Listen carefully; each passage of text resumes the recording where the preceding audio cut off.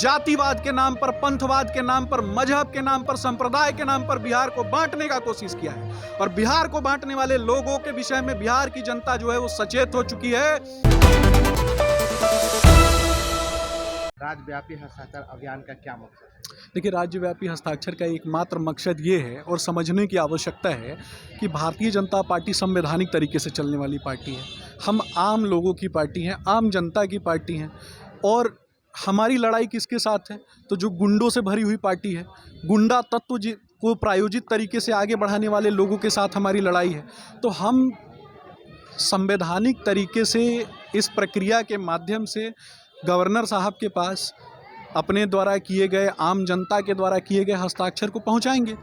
और यह भी समझने की आवश्यकता है कि संवैधानिक तरीके से चलने वाली जिस पार्टी पर आपने देखा होगा कि जिस प्रकार से सत्ता के निरंकुश और अहंकारी स्वरूप के माध्यम से जिस प्रकार से हमला किया गया, जिस प्रकार से लाठी और डंडे बरसाए गए, जिस प्रकार से बिहार की आम जनता, आम जनमानस उस दिन भीड़ में निकल करके आई थी अपना विरोध दर्ज करने के लिए, उसके ऊपर सत्ता के अहंकारी स्वरूप ने जिस प्रकार से लाठी चार्ज किया, सरों को फोड़ दिया, हाथ तोड़ दिए, महिलाओं के साथ गलत तरीके का, अपमानजनक तरीके का व्यवहार किया, तो यह कहीं ना कहीं सत्ता के निरंकुश और स्वरूप को दर्शाता है। और शर्म आनी चाहिए नीतीश कुमार जी को, शर्म आनी चाहिए लालू प्रसाद यादव जी को, जो सिर्फ अपने लोगों के लिए, अपने बच्चों के लिए, अपने बच्चों के भविष्य के लिए खड़े रहते हैं। लेकिन उन्हें समझना चाहिए कि बिहार का प्रत्येक व्यक्ति, बिहार का प्रत्येक नागरिक, बिहार के बच्चे कहीं ना कहीं किसकी जिम्मेदारी है? तो राज्य सरकार की जिम्मेदारी है। राज्य सरकार ने बिहार के बच्चों को पलायन पर मजबूर कर दिया, मजदूर बना दिया दूसरे राज्यों में जा कर के। हमारे लोगों के साथ दोयम दर्जे का दूसरे राज्यों में व्यवहार होता है। और इसका अगर कोई जड़ है तो लालू जी और नीतीश जी जैसे लोग हैं। जैसे कि देश में देखा जाए तो पूरा देश में है, कहीं बिहार तो कहीं बंगाल तो कहीं मणिपुर, जो है कि पूरा देश जल रहा है। लेकिन पार्टियां जो है कि कोई विपक्षी एकता बैठक कर रही है तो कोई मिलन समारोह कर रही है। इस पे जो है कि कब तक संज्ञान आएगा कि आखिरकार देश कब जलना बंद होगा? देखिए, मैं आपको स्पष्ट रूप से बताऊंगा कि 2014 के पहले आपने देखा होगा कि दिल्ली में निर्भया केस होता है। और दिल्ली में निर्भया केस कब होता है? जब कांग्रेस का शासन था। संपूर्ण देश जो है वो हिल जाता है। और उन्हीं भ्रष्टाचारियों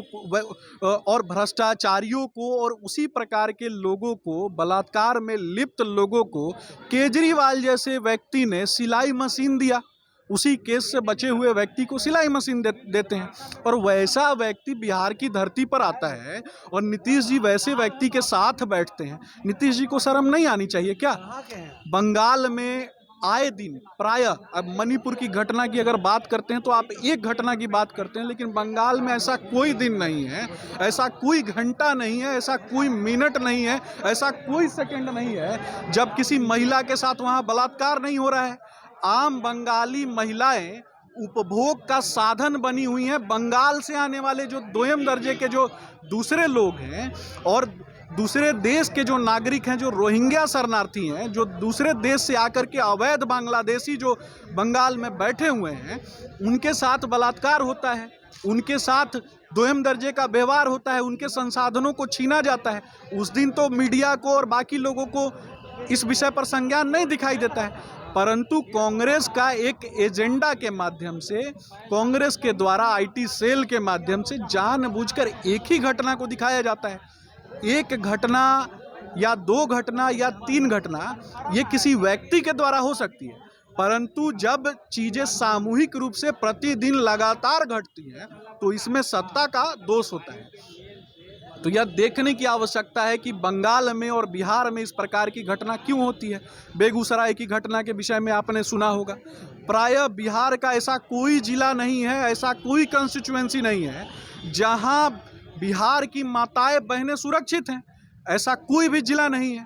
परंतु नीतीश कुमार क्या सोचते हैं? नीतीश कुमार अपनी गद्दी बचाए रखने के लिए कभी जंगल राज पार्ट 1 की लड़ाई में हमारे साथ खड़े होने वाले नीतीश कुमार जा करके लालू जी की गोद में बैठ जाते हैं।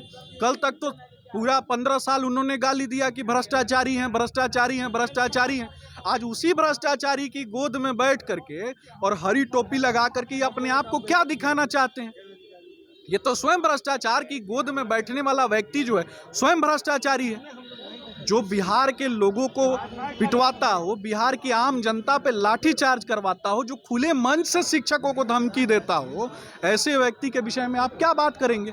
बिहार के बच्चे जब दूसरे राज्य में जाते हैं, उनके साथ दोयम दर्जे का व्यवहार होता है, उन्हें मारा पीटा जाता है, उनकी नौकरियां छीन ली जाती है, और उन्हीं राज्यों के मुख्यमंत्री हमारे बिहार के बच्चों को गाली देते हैं और हमारे बिहार के बच्चों को दोयम दर्जे का बताते हैं, और उन्हीं बिहार के नागरिकों को अपमानजनक शब्द कहने वाले जो दूसरे राज्य के मुख्यमंत्री हैं, वैसे लोगों को अपनी गोद में बैठा करके, अपने गोद में ला करके गंगा के पवित्र तट को अगर किसी ने अपवित्र किया है तो वो नीतीश जी ने किया है।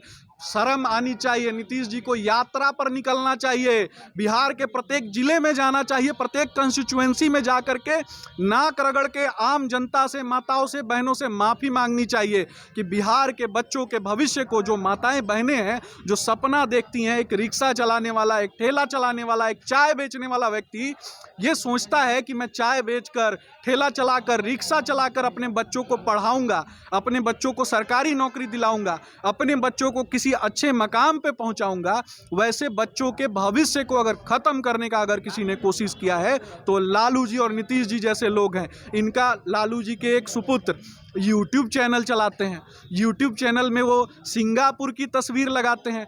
एक दिन अगर शर्म है ना, मैं बोलता हूँ अगर शर्म है तो अपने पिताजी के द्वारा किए गए काले करतूतों की जो सूची है ना, एक दिन पोस्टर में लगवा के दिखाएं और माफ़ी मांगे बिहार के लोगों से, बिहार के बच्चों से, बिहार के माताओं बहनों से कि बिहार को अगर किसी ने कलंकित करने का कार्य किया भ्रष्टाचार के नाम पर तो इसी प्रकार के लोग हैं।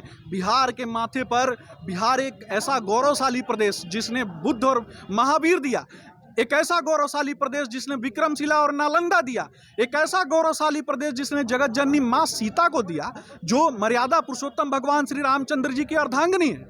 तो सनातन संस्कृति को मानने वाले लोग और सनातन मान्यताओं को मानने वाले लोगों को पिटवाने का, मारने का अगर किसी ने कार्य किया है तो सत्ता के इसी निरंकुश स्वरूप ने किया है, और सत्ता के इस नंगे और निरंकुश स्वरूप ने जातिवाद के नाम पर, पंथवाद के नाम पर, मजहब के नाम पर, संप्रदाय के नाम पर बिहार को बांटने का कोशिश किया है। और बिहार को बांटने वाले लोगों के विषय में बिहार की जनता जो है वो सचेत हो चुकी है। बिहार के यशस्वी प्रदेश अध्यक्ष भाजपा के श्री सम्राट चौधरी जी के नेतृत्व में, बिहार के आम जनमानस के नेतृत्व में, बिहार के प्रत्येक नागरिक के नेतृत्व में अगर कोई खड़ा है तो बिहार की आम जनता आज खड़ी है। कितने सर फोड़ोगे, कितने लोगों को मारोगे, कितने लोगों की हत्याएं कराओगे, अपने प्राणों की आहुति देकर भी आम जनता के साथ अगर कोई वचनबद्धता के साथ, शांतिपूर्वक तरीके साथ और संवैधानिक मर्यादाओं का पालन करते हुए कोई खड़ा रहेगा तो भारतीय जनता पार्टी के कार्यकर्ता खड़े रहेंगे।